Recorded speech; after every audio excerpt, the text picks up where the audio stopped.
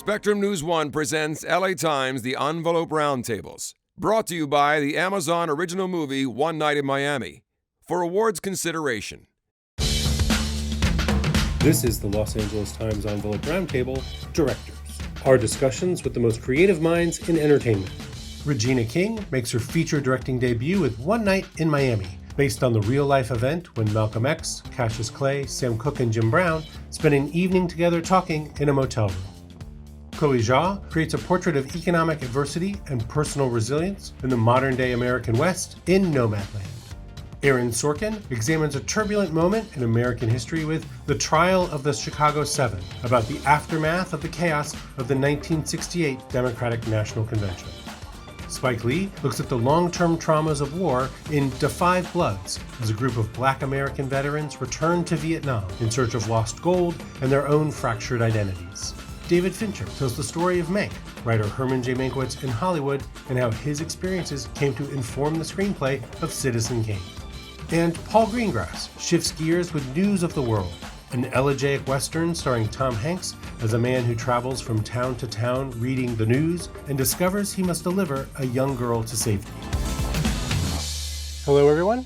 Welcome to the Envelope Roundtables from the Los Angeles Times. I'm Mark Olson. I write about movies for the Times, and it's my pleasure to be here today with the directors behind 6 of the most distinctive films in this most unusual year. I think all of your movies have probably been affected in one way or another by the pandemic. What an unusual year this has been. Spike, your film, Da 5 Bloods, was set to premiere at the Cannes Film Festival, where you actually were going to be the jury president, and then, of course, the festival was canceled. And Regina, Chloe, both of your films were also invited to a number of festivals this year, and that normally would mean you'd be traveling around the country or even the whole world. And instead, I think you probably were spending a lot of time on, teleconferences similar to this one.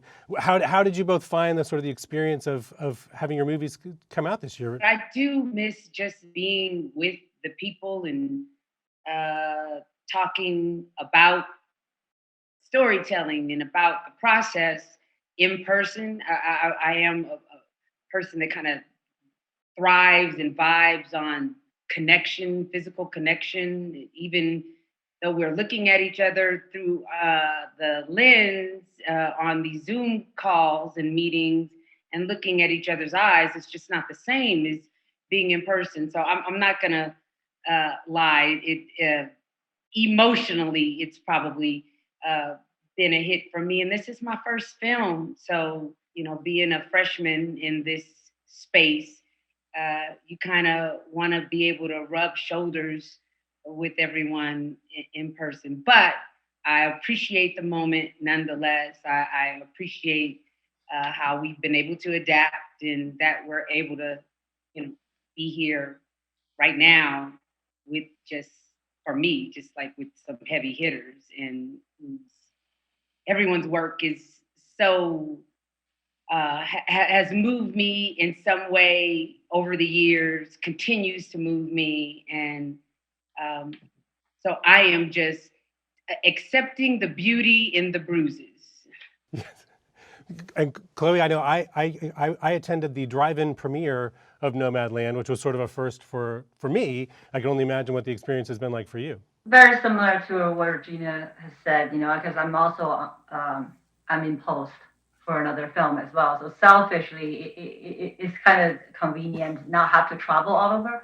But at the same time, I didn't realize, I just think, Regina, your first film must be so tough not to be able to be there with the audience. Because what I miss the most is that when it goes black, right, and you feel the energy in the room, and then you're about to go on the stage with your cast, and the way your film ended, Regina, I'm sorry you have to miss all that, but that, it's just so, that feeling, and then the interaction happens between the cast and the audience. That's what I feel like I live for, So I was lucky to be able to have that through the drive-in experience, and I hope, Regina, you have an experience of that as well. Thank you for feeling for me, Chloe. I feel you. And Regina, you mentioned how this is your first feature film that you've directed. As you've been sort of like moving further into directing, having done some television work as well, what does it mean to you? Like, what is it that's sort of pulling you towards directing, and is it making it difficult to sort of balance that out now with your acting as well? No, not at all. The thing about directing that really drew me in is once I really started paying attention to all of the things that a director does, and I do credit John Singleton very early on when we were doing Poetic Justice to just introducing me to the entire process of what a director experiences. Because for me, I was only privy to the relationship between the director and and the actors, and John really allowed me to see all of the behind the scenes process or behind the scenes that I experienced. And for me, it just allows me to be more involved in the storytelling process in a way. I love working with people, and I love uh, ideas coming to life. And I'm a bit of a control enthusiast, so I love being able to share a thought or an idea or a vision, and all of the department heads come in and take my idea and then bring theirs to the table. And the first time I experienced that, I was like, oh my God, this is amazing. And I to think being now that I'm actually a director, it's definitely uh, I think helped me as an actor and appreciate just what what more I can do as an actor. Aaron, for you, as you've directed your second feature now, and is it getting harder for you to write for other people? Like now when you're writing, are you really thinking of how you want to direct things? In neither case, the two films that I've directed, in neither case did I know that I was going to be directing it while I was writing it. And I've really enjoyed directing and learning, and certainly learning how much I don't know. But I'm not done wanting to work with great directors, as a writer.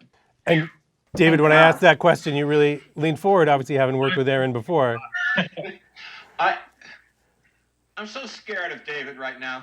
David, do you realize you have that effect on people?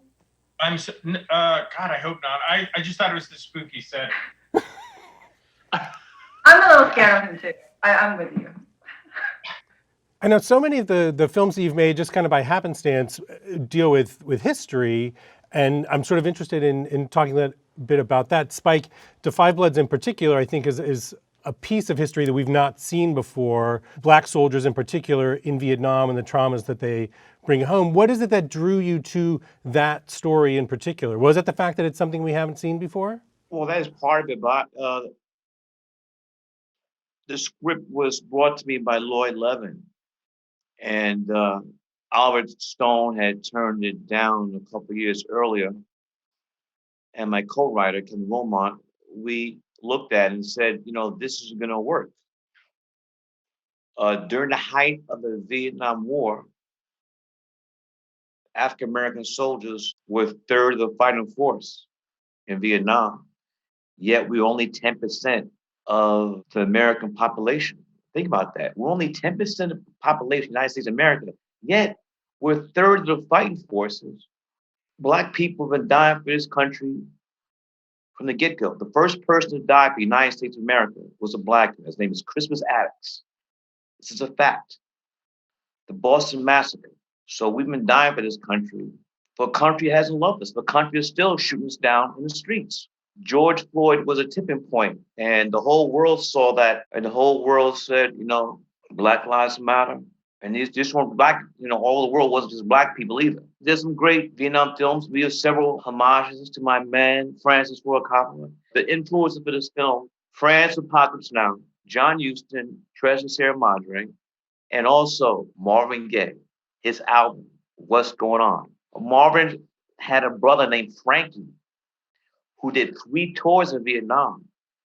So he was writing Marvin from Vietnam, what's happening. And so Marvin was getting it from his brother there, but he's also in Detroit and seeing the Black soldiers coming back, in coffins or on heroin. So, and all the other stuff he touched about in that great album, which Rolling Stone just finally moved up to the #1 album of all time.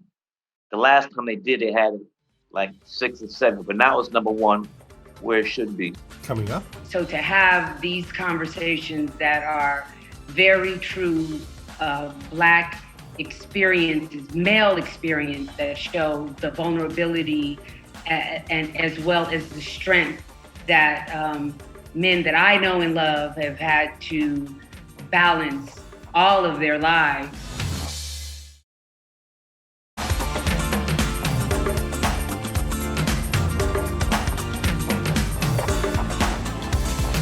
Paul, Spike touches on the fact that you can make a film that's set in history, but yet it still can have a lot of contemporary resonance to it. And I think that's very true in News of the World. I mean, there's a scene in the movie where a newsreader played by Tom Hanks, he refuses to read fake news.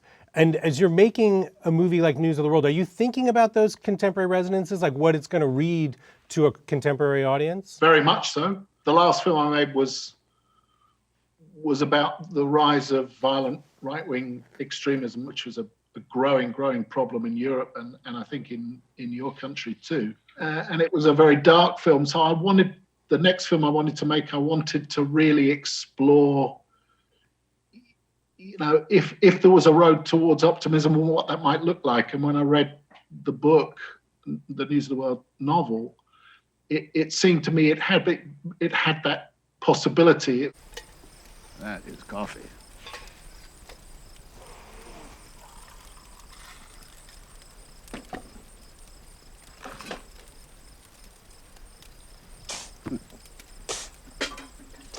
Yeah, coffee packs a punch, doesn't it? Set out after the Civil War, you know, at a time of obviously bitter division when America was trying to find, or failing to find a road to healing. And this strange odyssey that the man, Captain Kidd, goes on seemed to me to offer the possibility of finding that road towards hope and redemption. So it worked for me. Plus, it was a Western, and you know, I grew up on those movies when I was a kid, so I wanted to do that very much.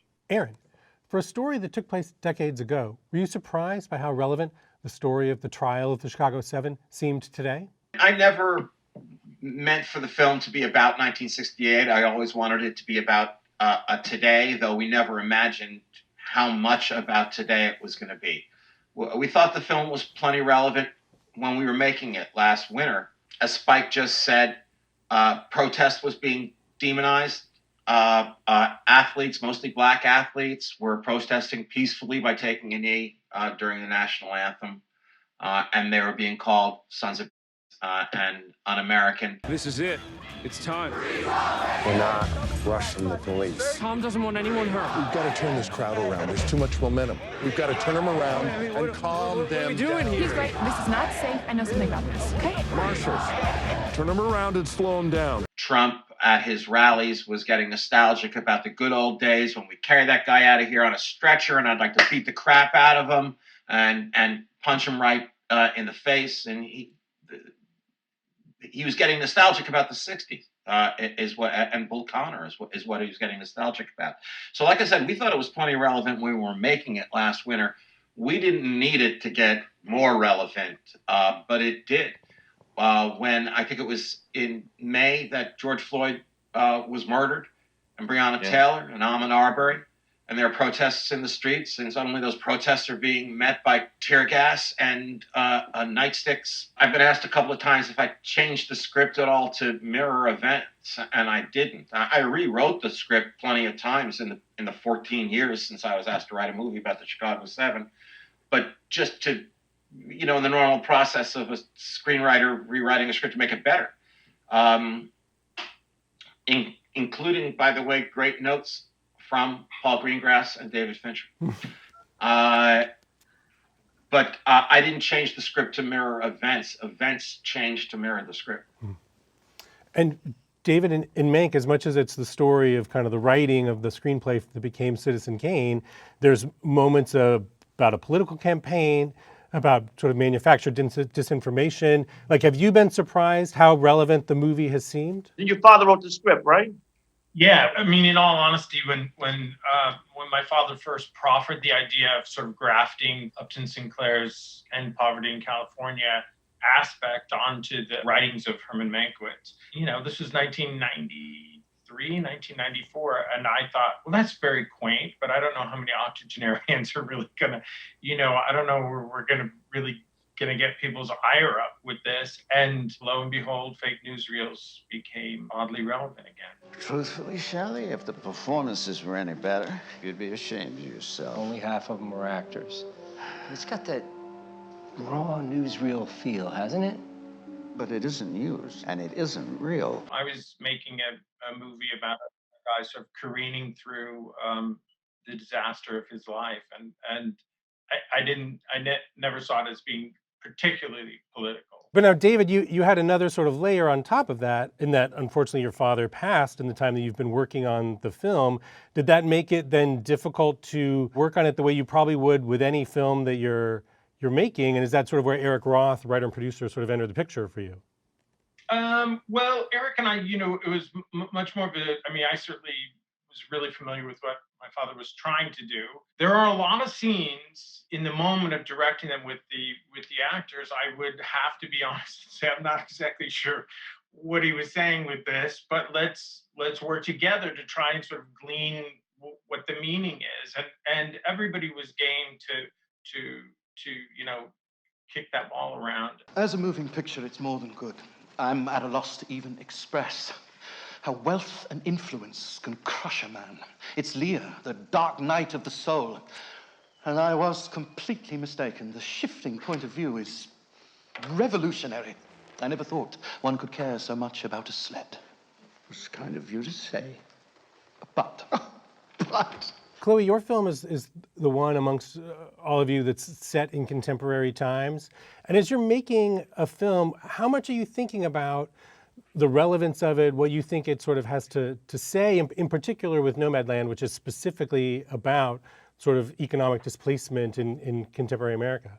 If I'm completely honest, I wasn't thinking about any of it, because I was out there. I spent a lot of time on the road in the heartland, traveling, making my first two films. Initially, I wanted to make a road movie about young people. When I read Jessica Bruder's book, Nomadland, and I realized the meaning of the road changes for someone in their 60s and 70s, 80s. The meaning of the road changes for someone when they lose everything that defines who they are at the twilight of their lives. I can't imagine what you're going through, the loss of your husband and the loss of your whole town and friends and village, and that kind of loss is never easy. And I wish I had an easy answer for you, but I think you've come to the right place to find an answer. It's hard not to be political, because when you put a camera on anything, you're saying something. You're putting a perspective on that image, and your audience are taking it based on their conditioning. So, I'm happy about the discussion. I'm glad that it sparks discussions, but it's not the first thing I think about when I wake up. Regina, with One Night in Miami, I mean, it's based on this real life event that happened where Malcolm X, Cassius Clay, Sam Cooke, and Jim Brown all met for a night in a hotel room. And yet the conversations those men have feel so current. They speak so directly to the issues of our time. What was it that you found intriguing about this idea of these four men in particular in that motel room? Well, I mean, just that. Those conversations were current before 1964. They've been conversations that as Black Americans we've been having privately before I was born. It's part of the fabric of America. And one of the things that I realized in reading the script and digging deeper once I came on board as the director is that while what struck me about Kemp Powers, who wrote the script's work, is that it felt like almost a love letter to the Black man's experience in America. I discovered that it was the Black man's experience in the world. You can go to Brazil, in the UK, being Black, being big, having to put on your talisman to when you're getting on an elevator or when you're inserting certain environments to make other people feel comfortable. And the fact that this conversation was happening between these larger than life icons, these luminaries who have impacted all of our lives.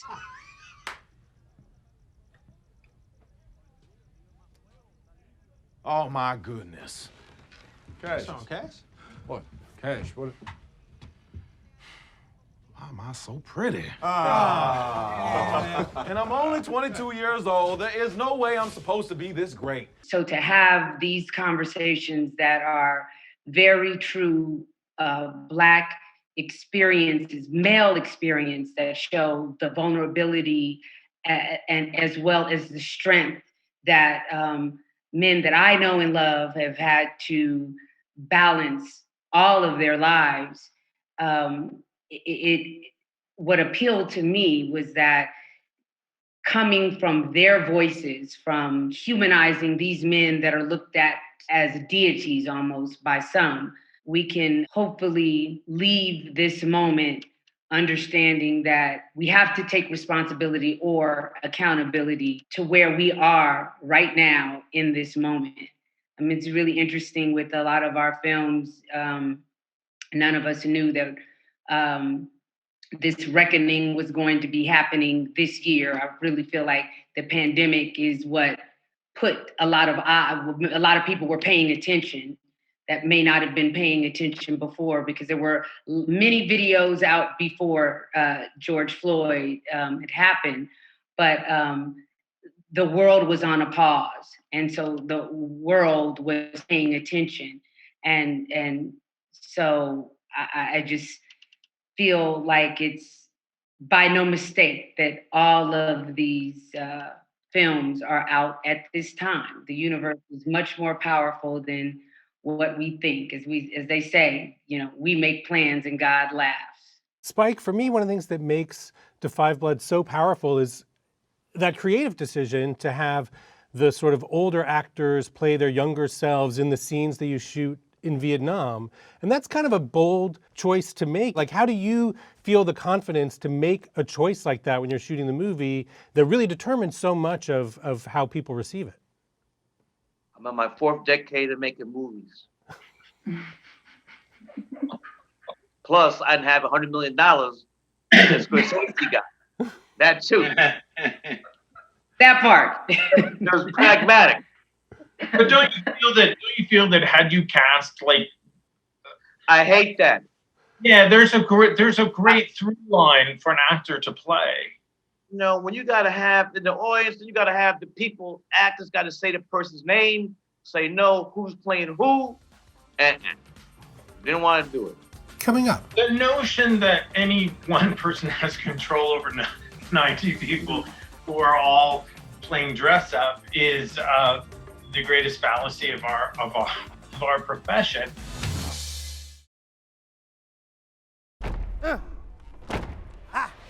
We're entering a new time where no one can hold us back from voicing our honest opinions. We want a world where we're safe to be ourselves. It's gonna be a target on your back. This is too important a time to be standing on the fence anymore. I ain't no damn hero. You need to be Jimmy. One Night in Miami, for your consideration. Now streaming. Rated R.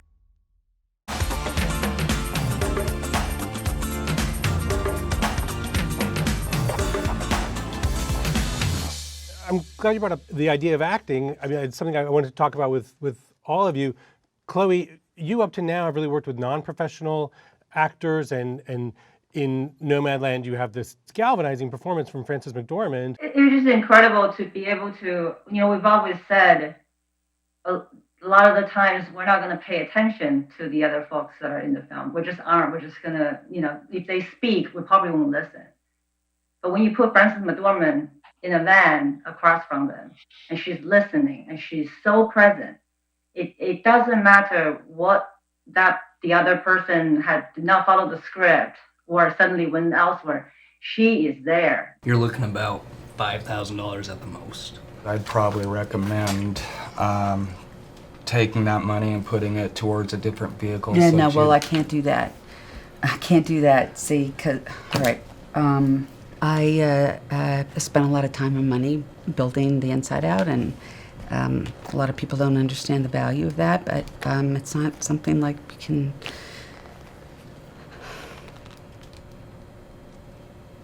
I live in there. She's giving so much compassion, curiosity to that person.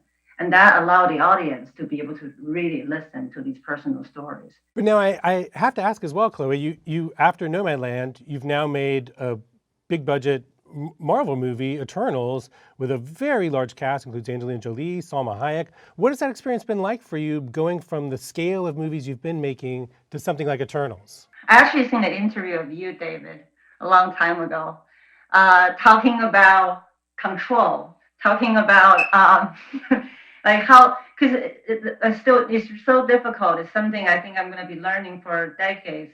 Is that at what point do you let the actors, because they know the characters a lot of times better than me, and allow the mistakes and the imperfections to happen, and then at the same time having your eyes on the bigger picture.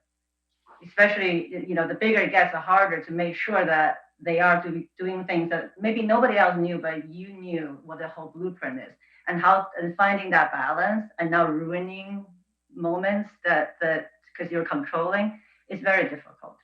David, does that sound right to you? Listen, the notion that any one person has control over 90 people who are all playing dress up is the greatest fallacy of our profession. I find it amazing that a day of shooting ever gets completed, because it always is. You're getting 5 setups in the last hour of the day and 1 setup in the first 5 hours. It's always that thing of like finding your momentum and finding. So I feel like, and it becomes compounded. The more money you're spending, the more difficult it is to make your way through the forest of activity to even whisper in somebody's ear, or for them to hear you. So it really is like it's an amazing thing when something goes off the way you had it in mind, and it only gets more complex with how if there's 30 people on that all have to be seen in the frame, or they have to land in a 3-point stance, and the world has to rubble has to fly around them. But it's movie making is always it's the same hunt. You have a lot of things between you and those little behavioral truths that endear or illuminate for strangers the thing that you're trying to give them. And so I feel like control is the notion of this word control in what we collectively do is it's the thing that we're trying to get to, and the thing that we never quite grasp. But isn't that the kind of psychodrama of doing the job that most directors are controlling people by nature, because you wouldn't want to do it, and yet you put yourself in the place where it's impossible to control, and so the whole thing becomes a kind of intense. I find anyway, every film becomes a kind of pitiless exposure of every weakness that you can possibly have, beginning with the fact that you can't control. So you have to try and at some point just focus maybe on those bigger films, on the few things that really will make the difference, and then try and create some intimacy there. But the pitiless exposure of your weaknesses is the essence of directing, isn't it? That's kind of why we do it, I think, that deep down, Yeah, because we didn't cry enough as children. Exactly. Because Aaron, you obviously know a thing or two about courtroom scenes. They've appeared throughout your work, and yet in Trial of the Chicago 7, the scale of it, like you have, I mean, there's so many sort of storylines, so many just parts that are happening. What was it like for you as a director, just trying to like juggle and keep those courtroom scenes moving? Chicago 7 was a lot bigger than Molly's Game, which is the first film that I directed. You know, there were 9 people in Molly's Game. Chicago 7 had riots and tear gas. And the courtroom, which often had, you know, all of our characters in it. When you came to Chicago, were you hoping for a confrontation with the police?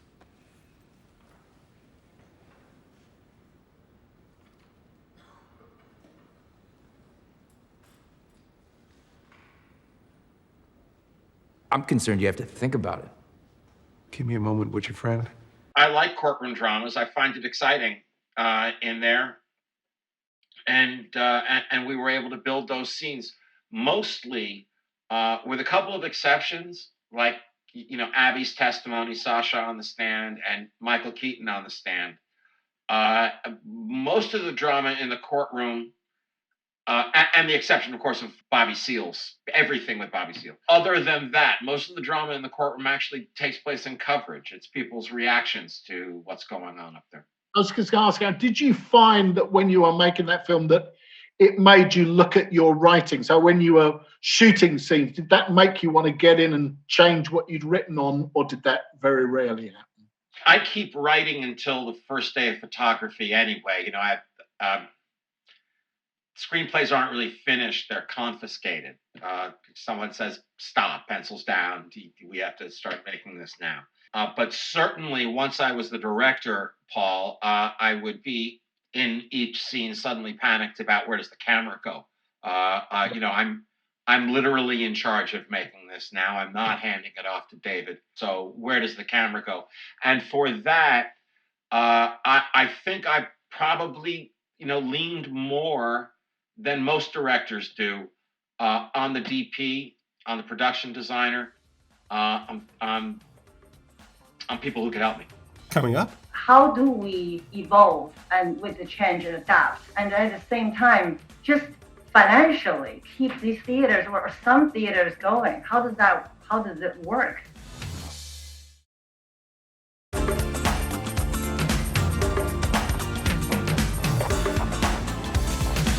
Regina, as you mentioned before, the One Night in Miami, based on a play, and you were sort of in the unusual position of the playwright Kemp Powers was writing the adaptation for the movie. And one of the things that's so remarkable about the film is it doesn't feel stage-bound in the way that a lot of, you know, adaptations of plays do, and especially for you as a first-time director. Was that a challenge? Was there something that you were doing, whether it was with the actors or the staging, to make it feel more alive? Well, thank you for that.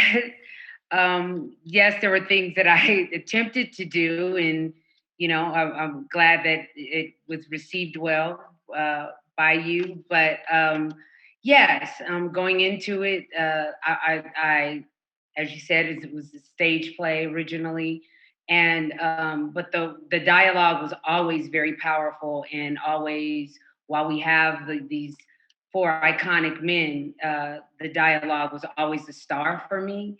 And knowing that so much of the dialogue, so much of the story takes place in this one room, for me, I wanted to make sure that the vitality of these men still felt present in the visuals without the camera being a distraction. So I decided that I wanted the camera to always be moving, but not a move that felt forced or would make the audience be like, huh, what's happening? So that energy was always in the frame. And I also felt like, even though it was a piece that took place in '64, I wanted the color to be saturated and not a music video, but appealing to the youth of today, visually drawing them in, because I know, just having a 24-year-old, that sometimes muted images just are a turnoff. And I also feel like a great representation of just Black Americana, in my opinion, is that with all of the sordid past and present that we've had, our relationship as Americans, we have still found a way to smile and dance and laugh. And I feel like color represented that very well. Paul, earlier you mentioned your previous film, 22 July, and what a sort of like dark film that was, and what an optimistic film, News of the World, ultimately turns out to be. Do you often find that like one film you make is sort of a response to like another film that you've made? Always, always. I think it's one of the great privileges of making movies is that it's really a long, extended conversation that you have with yourself, and one film begets the next and begets the next, and you're exploring the things that feel to you important. For me, having sort of been in the darkness of Anders Breivik and all of that, and feeling very much that was what was going on and is going on, this kind of legitimization of extreme right-wing violent ideology.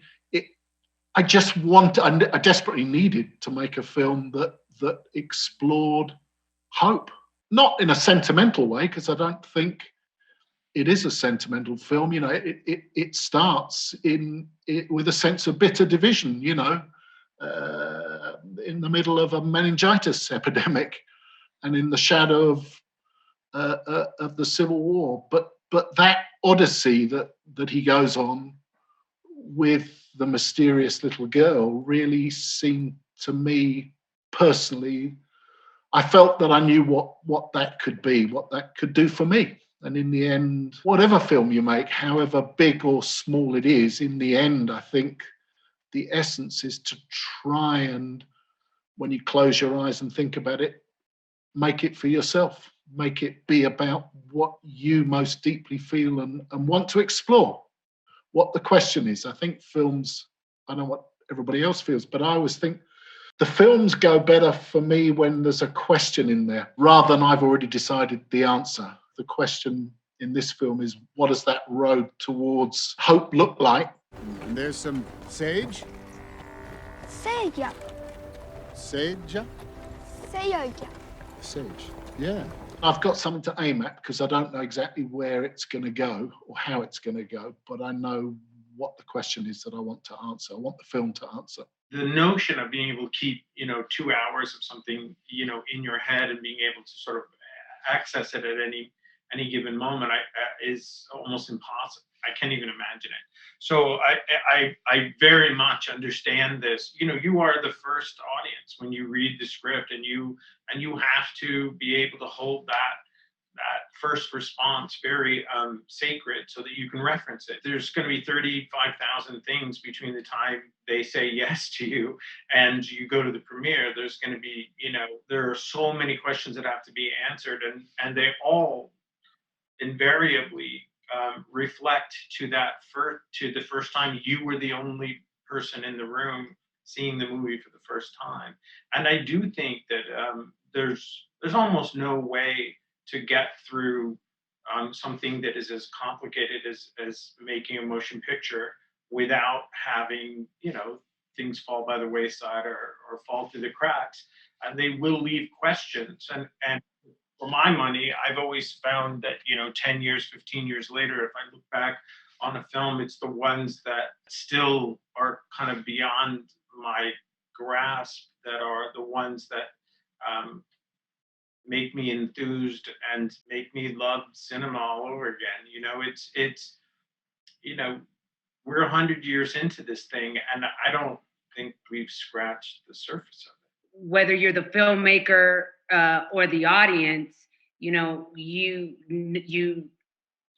gonna have your own interpretation of it, and that's the beautiful thing about it. The interesting and rather terrifying thing about the last year is that our whole business has kind of undergone this profound revolution, and it's really to two crises, one inside the other. There's the obvious crisis of COVID and the sort of collapse of the exhibition business, but the other one is the rise of the streamers, and how is that all going to work with theatrical studios? And the answer is, we can see now how it's going to work. They're all going to do roughly different versions of the same thing. During this year, I watch my kids and the way they kind of devour films and television. Actually, Netflix now is becoming, in a strange way, just as communal an experience. It's not, you're not all sitting in the same room, but because of their reach now and the fact that particularly young people, that's their sort of primary portal, that there is a communality coming through streaming, I think, which is quite interesting.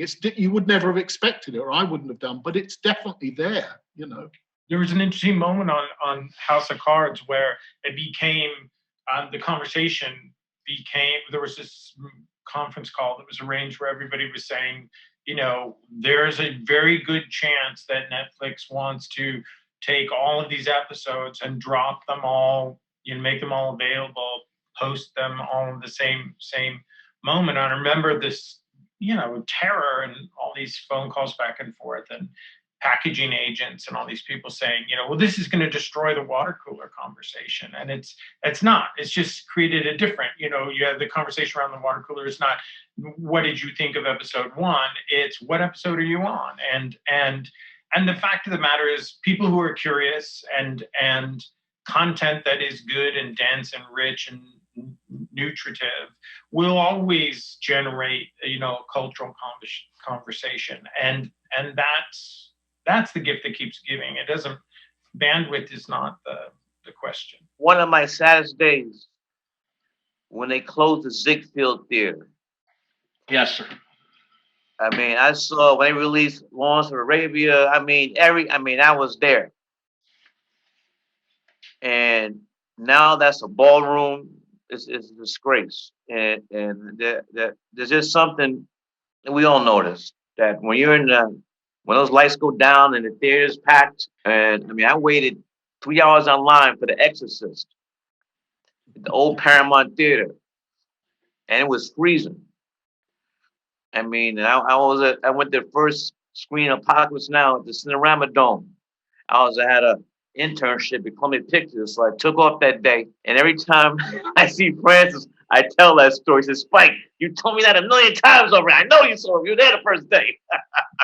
Yeah, and this is to say nothing of the screen, the sound system, the fact that just technically the movie is going to look and sound better in a movie theater. The audience experience, there's no substitute for it. The majority of the world does not have a home theater. So right. The people that want the sound, that want the shared experience, or that wants to see the image larger than life, are still gonna always want that experience. I just think that we are at a time that we have to understand that the younger generation, they're okay of watching things on their phone. The decision that Warner put out really shocked me. And I go, everywhere I go, I ask the person at a restaurant, run the person, I just say, if one company does it, again, in a very competitive industry, if someone doesn't hold up, then we're all gonna do it. And I don't want people to go into the theaters, at least for 6 months. It's safety. It's literally people's lives right now we're talking about. But next year, November, maybe it's okay. With the way theaters are getting hit, I didn't even grow up with movie theaters where I grew up in Beijing. I didn't never walk into a movie theater until I moved to the UK. But I know what that's like, being around a fire in a cave. I think that's something so important in our essence. And I'm just scared. And I wonder how y'all think. How do we evolve and with the change and adapt, and at the same time just financially keep these theaters or some theaters going? How does it work? But I think that the most important thing is exactly what Chloe was talking about, which is when you're in a room with 700 strangers and everybody laughs at the same time, the power of that is that that you are not alone in the universe, and that is almost religious in its resonance and importance to strangers. And when people come together to acknowledge that, A, that made me jump out of my seat and everyone else. And when she said that, I burst out laughing because it's so true. All of the, those things are not Dolby approved or none of that stuff has anything to do with the pipe that's delivering it. It has everything to do with the substance of the tales told around the campfire, and that's not going to go away. People need that. That's what when we talk about our favorite movies, the memories of them, often we are talking about the setting and the where you were at that time in your life and who introduced you to this idea. And so I don't think the communal aspect of storytelling is ever going to go away. We are going to have to get a handle on what exhibition is and what it's going to evolve into, because I don't think people are going to say, well, instead of the 55-inch plasma, I'm going to get the 65 and I'm never going to theater again. I mean, we will have a vaccine, and I think it's a place that people will want to go again and again. That seems like a wonderful place to wrap up this conversation. Although before we go, Spike, I have to ask you, Chloe was in fact your student at NYU Film School. Graduate film. What is it like for you when you see your former students kind of out in the world having success as filmmakers? I just want to point out Spike even gave me money to make my first film. Well, my mother was a teacher, my grandmother, so I come from a long line of educators, and I've been teaching. Recently got tenure, and I'm the artistic director of film school, so I feel proud. Certainly, it's been an honor to have all of you. So for The Envelope, I'm Mark Olson. Thanks for joining us. Thanks a lot, everybody. Thank you, everyone. Congratulations, everyone.